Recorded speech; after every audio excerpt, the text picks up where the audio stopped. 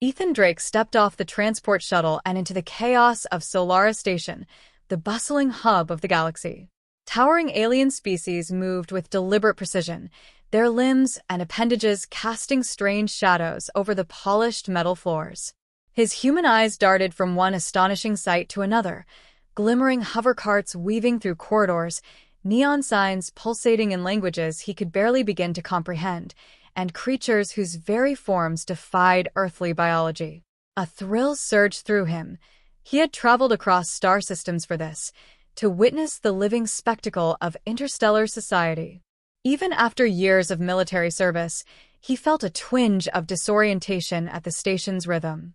Ethan had been trained for chaos of a different sort, battlefields where strategy and instinct intertwined, but this was a different kind of challenge. Here, the battlefield was subtle. Observation, intuition, and the ability to navigate unfamiliar customs. He adjusted the strap of his satchel and strode toward the diplomatic wing, where he had been promised access to the famed alien cultural exchange. "Keep your wits, Drake," he muttered under his breath, a half-smile playing on his lips. Humans were often underestimated, but he knew the value of careful attention. A wrong gesture, an unintentional offense, and the consequences could be severe. His gaze fell upon a group of Zorkon diplomats, insectoid creatures with segmented exoskeletons glinting under the station lights. One of them, a towering figure with multifaceted eyes, scanned the crowd with a meticulous precision that made Ethan shiver. This was Ambassador Threxian, a name he had memorized, and a presence that commanded respect without uttering a single sound. Ethan approached a display of interstellar artifacts, marveling at the intricate carvings and alien symbols. He reached out to touch a small, crystalline orb, unaware that the gesture was taboo among the Zorkon. A sharp, clicking sound snapped through the air. Threxian's eyes narrowed, and Lieutenant Kren, a lithe but muscular Zorkon security officer, moved with startling speed toward Ethan. I didn't realize," Ethan stammered, retracting his hand. He offered a polite bow, hoping his mistake would be forgiven.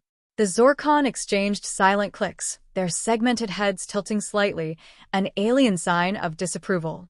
Ethan could feel the weight of their judgment, a reminder that in this galaxy, ignorance could be dangerous. Yet, even in his discomfort, he recognized an opportunity. Observation was as much a weapon as a blade in this environment. He studied their movements, noting patterns in their communication and posture, committing them to memory for whatever lay ahead. Before he could recover fully, the atmosphere shifted. A group of shadowy figures emerged from the side corridors, moving with coordinated precision. Ethan's instinct screamed. These were not part of the standard diplomatic entourage. One of the figures, humanoid yet masked and armored in unfamiliar alloy, gestured for him to follow. Panic flared for a brief moment, but he quelled it, reminding himself that human adaptability often relied on patience and composure under pressure. He was led into a side chamber, doors sealing with a soft hiss behind him.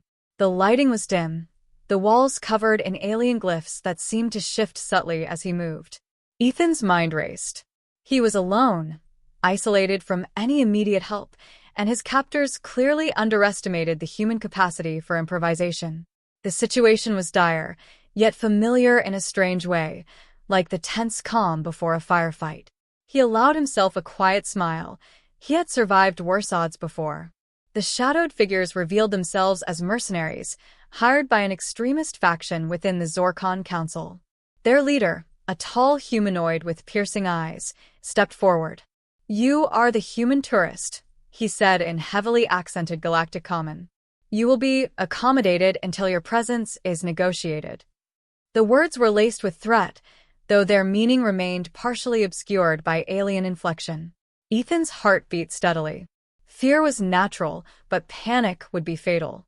He scanned the room for weaknesses, a vent high on the wall, the faint hum of the locking mechanism in the floor, and the subtle shift of the guards' weight as they moved. Each small detail was a thread he could use to weave a plan, a silent reminder that humans thrived where others saw limitation. "What do you want from me?" he asked, voice steady, masking the tension coiling in his stomach. The leader tilted his head, a cruel semblance of curiosity. Your value is in your species. The Council will decide your fate.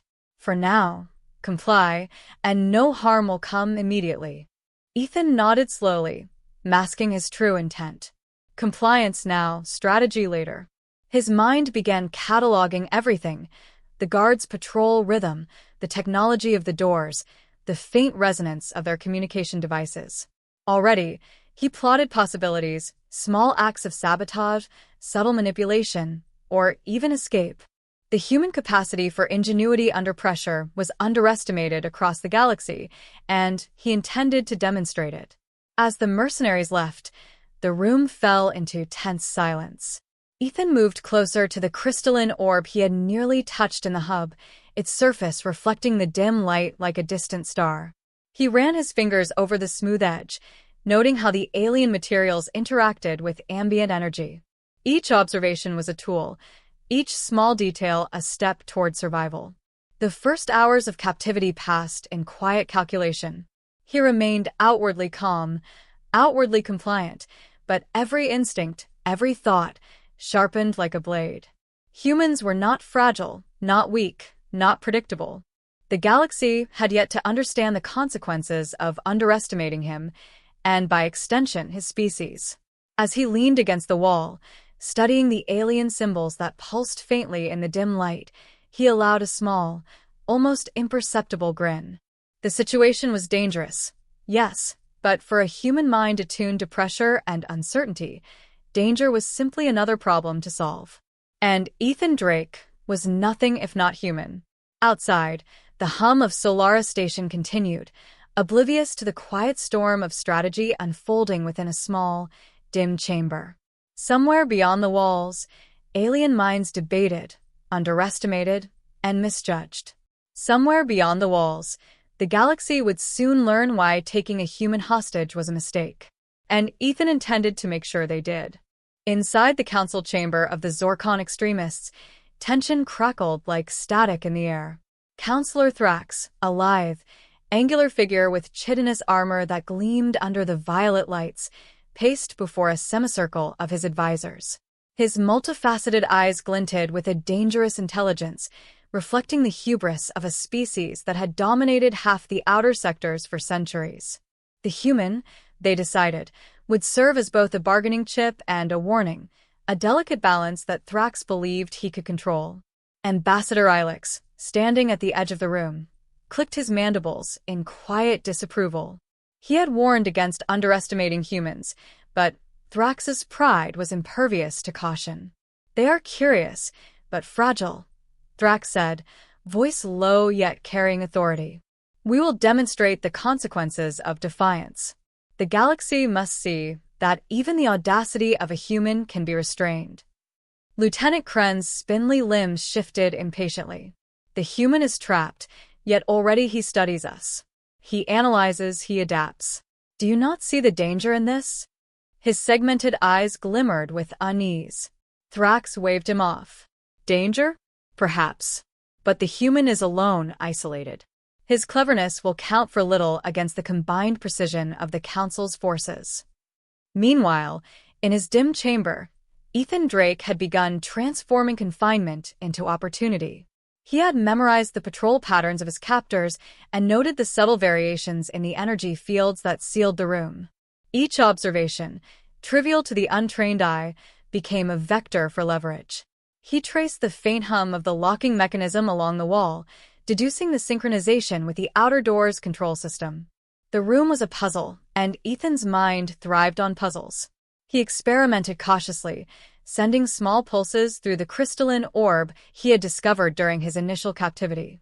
Its alien composition responded to ambient energy in ways that hinted at control mechanisms embedded within the room itself. Ethan realized the orb could act as a minor disruptor, enough to create temporary distraction. He smirked quietly. Humans often turned weakness into advantage, and he intended to prove it. Back in the council chamber, Thrax convened a more radical faction. "We will make this human an example," Thrax declared. "A public demonstration of our supremacy. They must learn that no species defies the Zorkon." Murmurs of agreement spread among the advisors, but a few exchanged uneasy glances. The humans' unpredictability unsettled even seasoned alien minds. In the corridors of Solaris Station, subtle stirrings of concern reached sympathetic human allies. Traders, engineers, and a few rogue diplomats had begun noticing Ethan's absence. Among them, Lieutenant Aaron Kells, a former human security operative now working in interstellar transport, pieced together the evidence. Alien patrol reports were inconsistent, and rumors of an extremist faction's activity lined up too neatly with Ethan's disappearance. He began quietly organizing a plan, an extraction that relied on human ingenuity rather than brute force. Inside his chamber, Ethan experimented further. He noticed that the air circulation system created predictable pulses across the room. By timing his movements and leveraging these minor fluctuations, he could influence the room's automated sensors, creating the illusion of shifting occupancy. The mercenaries guarding him, confident in their superiority, would interpret these small anomalies as technical glitches, not intentional sabotage. Ethan allowed himself a brief moment of reflection. Across galaxies, humans were underestimated at every turn. Yet it was precisely this underestimation that made them dangerous. While the Zorkon focused on brute strength, humans relied on perception, creativity, and adaptability. Every detail of his confinement, the lighting, the subtle energy resonance of alien materials, the cadence of his captor's speech, was a thread to be pulled, a lever to be used. Counselor Thrax, unaware of Ethan's quiet manipulations, finalized the preparations for the public demonstration. "Prepare the stage," he ordered. "The human will not speak. He will serve as an object lesson." Ilex clicked his mandibles sharply. Even now, he observes, calculates, adapts. This is unsettling. Thrax dismissed the concern with a wave, certain in the inevitability of human compliance. But in the shadows, subtle cracks were appearing in the alien structure. Kren's unease grew, his instincts recognizing the anomaly that rational thought refused to explain. Ethan's presence, seemingly insignificant, had begun to destabilize the extremists' confidence. Human ingenuity, patience, and the quiet application of intelligence were seeding doubt where arrogance had prevailed. Back in his room, Ethan made his first calculated move. Using the crystalline orb and a precise pulse through the room's energy field, he disrupted a minor communications array. A faint alarm chimed, enough to cause momentary confusion among the guards. They exchanged nervous glances, unsure whether this was malfunction or sabotage. Ethan watched, noting their reactions, the hesitation, the instinctive reliance on protocol rather than improvisation. Across the station, human allies observed subtle ripples in the network of security feeds. Lieutenant Kells recognized the pattern. Ethan was initiating contact, signaling intelligence beyond his immediate confines. Though isolated, he was already turning the tables. The extremists' overconfidence had become their weakness. Counselor Thrax, preparing to enact his demonstration, felt an inexplicable tension. Something was not aligning with his expectations, though he could not yet articulate it. Ilex's warnings echoed in his mind, but pride and certainty blinded him. Meanwhile, Ethan's quiet interventions were growing more effective, disrupting communications, exploiting minor energy fluctuations, and gathering critical observational data. The first signs of internal discord began to emerge among the alien guards. Kren's instincts, once dismissed, now spurred minor disagreements and hesitation in patrols. The extremist strategy, meticulously planned, began to unravel not through force, but through subtle, persistent human ingenuity. As the dim light of Ethan's chamber flickered in response to his manipulations, he allowed a small, controlled smile. The human species was underestimated across the galaxy, often dismissed as fragile and reactive. But in moments like these, moments where patience, observation, and calculated risk converged, they became far more than their captors imagined. And in that quiet, tense room, far from the prying eyes of the Council, Ethan Drake was already proving it. The galaxy was about to learn that underestimating a human was not merely a mistake, it could be catastrophic. The moment arrived when patience and observation converged into action. Ethan Drake had spent hours mapping the subtle rhythms of his confinement, the patrols, the hum of energy barriers, and the soft cadence of the Zorkon guards' communication clicks. Each detail had been catalogued, analyzed, and stored in his mind. Now, with careful timing, he put theory into practice. A faint pulse from the crystalline orb caused the room's energy field to fluctuate briefly. Ethan watched as one of the guards froze mid-step, mandibles clicking in confusion. A small spark of displacement spread through the room. He moved silently, hands precise, altering minor conduits and rerouting energy flows. It was not brute force.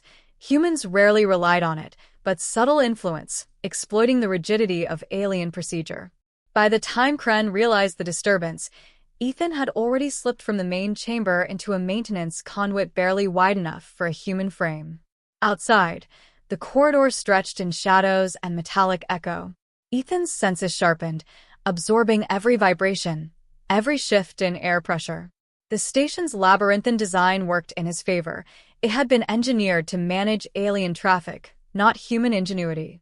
A misstep here would be fatal, yet the human mind thrived in pressure, weaving patterns and solutions where others saw only obstacles. He paused at a junction, observing two guards conversing in rapid clicks. Their body language betrayed irritation and confusion, the first cracks in Thrax's carefully orchestrated control.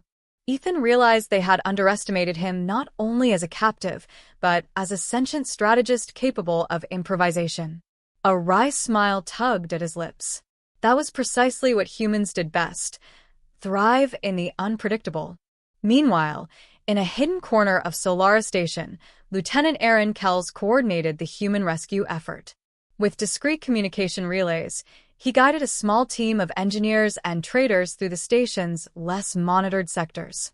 Their mission was not a frontal assault but a calculated infiltration, leverage distractions, exploit alien overconfidence, and create the openings Ethan needed. The humans' ingenuity complemented Ethan's own, a silent choreography of intellect and observation. As he approached a junction leading toward the outer docking bays, Ethan encountered a locked access panel. Its design was alien but not impenetrable. He studied the interface, noticing patterns in energy pulses and the faint resonance of the locking mechanism. Using a piece of scrap wiring and a shard from the crystalline orb, he manipulated the circuit, triggering a temporary override. The door slid open with a hiss, a small victory, but one that required perfect timing. Kren and two guards approached, drawn by the minor disruption. Ethan calculated their path and speed, ducking into an alcove. He allowed their momentary confusion to grow, observing their reactions, noting every hesitation. The alien reliance on protocol created openings that no brute force could achieve. It was psychological warfare, subtle yet devastating when applied with precision.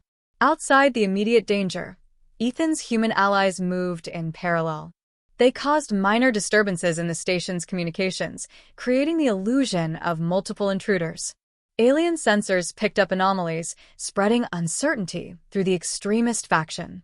It was an elegant exploitation of expectation and pattern, the very essence of human adaptability. Ethan emerged into a dim service corridor, connecting directly to the docking bay where human engineers had prepared an emergency shuttle. He paused, listening to the faint clicks of Kren's patrol. Timing was everything. One miscalculation, one deviation from his mental map, and the mission would fail. He adjusted his path, aligning with the pulses of station energy, and advanced with measured steps. The shuttle's bay doors loomed ahead. Ethan approached the control console, a sleek interface unfamiliar to human hands, but not beyond comprehension. He traced symbols and energy readings, adapting quickly to the alien logic embedded within. A moment of hesitation from Kren's patrol caused Ethan to act. A precise sequence of taps and energy pulses triggered the doors. They slid open just enough for him to slip inside, merging with the small team waiting to extract him. The engineers and traders were tense but efficient. They had learned from Ethan's signals, ready to respond at a moment's notice. Ethan briefly acknowledged each of them with a nod, recognizing the silent coordination that had made this escape possible. It was not just human cleverness at play. It was human collaboration, a force underestimated across the galaxy. As the shuttle lifted, Ethan allowed himself a moment to assess the situation. Thrax's extremist faction was now in partial disarray. Their overconfidence had been exploited, their control fractured. Yet he knew the danger was far from over.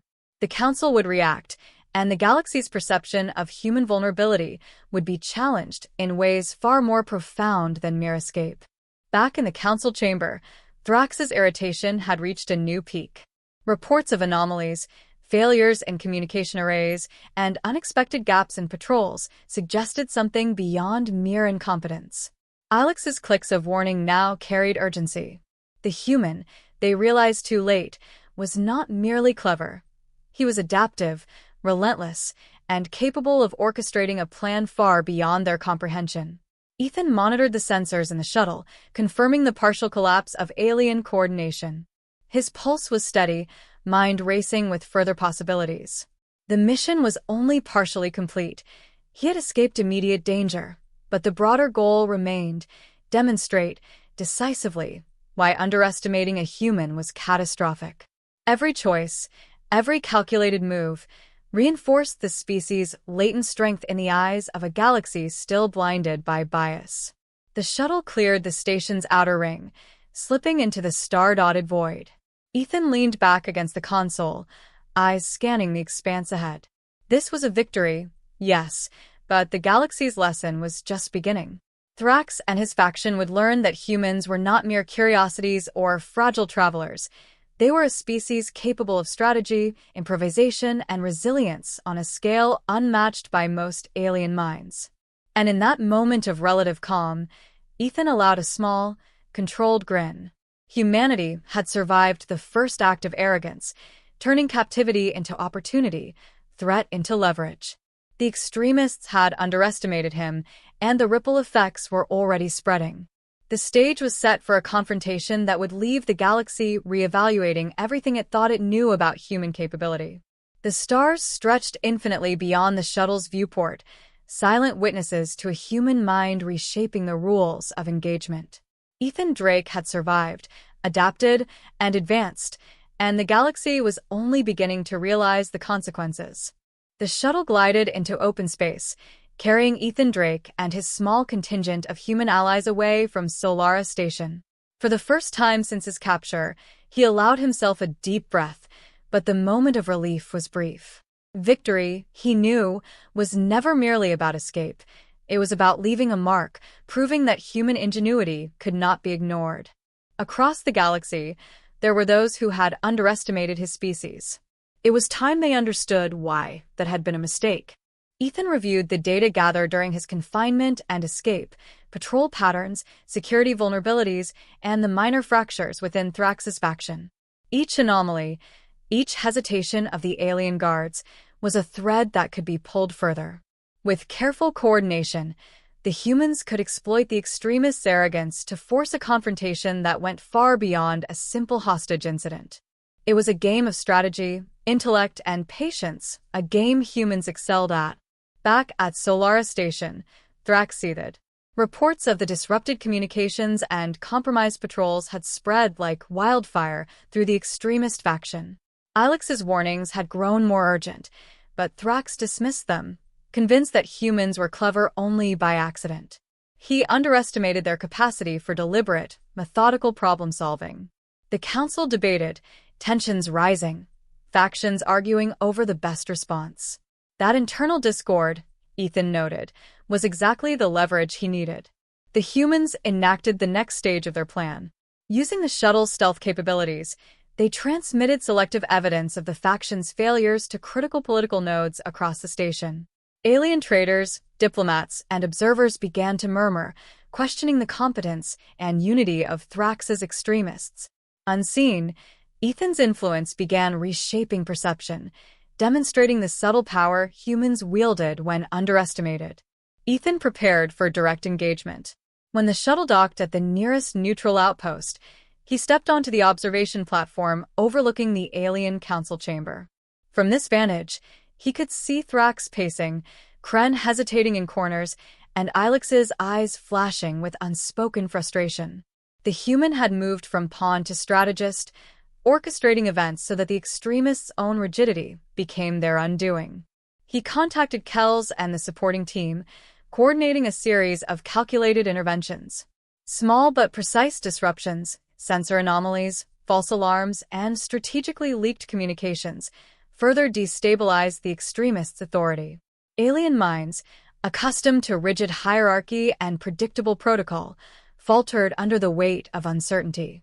Ethan's ingenuity exploited their arrogance with relentless precision. When the confrontation finally occurred, it was not one of brute force. Ethan faced Thrax and Kren in the council chamber, accompanied by the human contingent and backed by irrefutable evidence of the extremists' failures. Thrax glared, his segmented armor gleaming, but the weight of internal dissent and public scrutiny rendered his threats hollow.